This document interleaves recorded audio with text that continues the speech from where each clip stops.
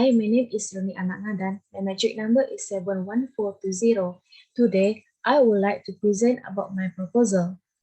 The title of the studies that I have chosen is The Factors Influence the Retentions of Knowledge Workers. This is the background of the studies. The purpose of this study was to identify the most important variables of knowledge workers' attention factors. And this is the objective of the study.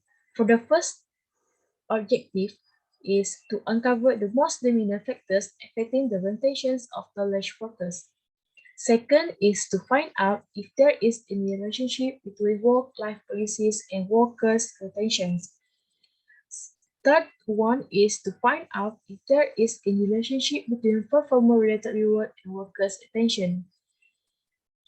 The next objective is to find out if there is any relationship between social interaction and workers' retention. The last objective is to find out if there is any relationship between training development and workers' retention.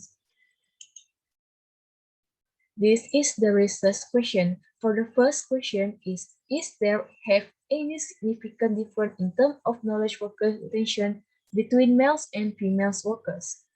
Second question is there any relationship between work-life balance and policies and knowledge worker retentions? The third question is there any relationship between performance-related reward and knowledge workers retention?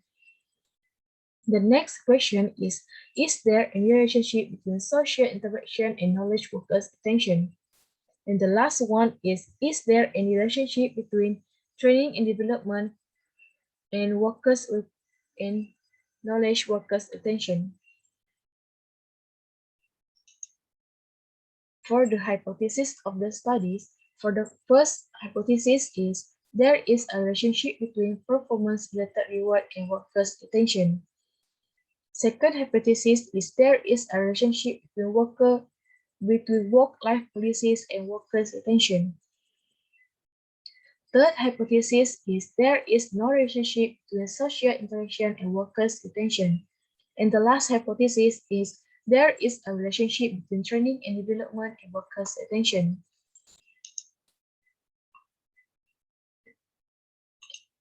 And this is the conceptual framework. For the first is demographic variable, genders and age.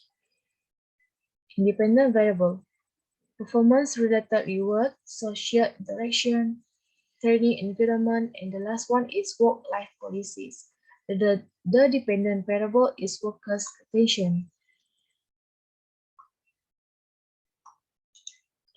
The contribution of the studies. For the first, we took a look at the contribution toward theory and knowledge. This study is expected to contribute toward a theory that related to the retention of knowledge workers in workplace because findings from previous study shows significantly related to the relationship that exists between work-life policies, social interaction, and training and development and performance-related reward with knowledge workers' attention. Second, we took a look at the contribution toward methodology. Since not many research works were done in this topic, the research framework of the statement of the problem, objective and hypothesis or research question, this study could be used by future researchers who would like to replicate this study. The instrument of this questionnaire study research could be used for future research to studies in others area. The next slide is we took a look at the contribution to various affected stakeholders such as practitioner, communities, and others. Findings from this research especially focus on the factors that affecting knowledge workers' attention, and these factors can inspire other workers to increase their productivity in the workplace. Findings from this research should also inform the community that the productivity and perfect skills in work increasingly important contributors to the knowledge-based economy. The next is we took a look at the contribution toward policy. This study was This study has contributed to the body of knowledge regarding the limitations of these workers, especially as the results show that knowledge workers have particular policies retention needs which differ from those reported in the general retention literature. Based on the finding, it is proposed that the organization should impose a policy to ensure factors affecting knowledge workers' retention can inspire other workers to increase their productivity in the workplace. At the next slide, we took a look at the limitations of the study. For the first, topical limitation. This study focuses on only workers' retention and not on their employers. Subject or field limitation. This study is limited to study workers' perception of these responses to the factors affecting workers' retention and not on their performance and job satisfaction. Methodology limitations. Population to be studied, knowledge workers, and full-time employment. Sample to be used are adult workers aged 25 to 40 years old only. Date and time framework. Date correction will be done 26 February 2022 between 8 until 4 p.m. only. Location of research is Pejabat Daerah Lubuk Antu, Sarawak. Methods to be used for data collection is questionnaires, Google Forms, and the equipment is telephone.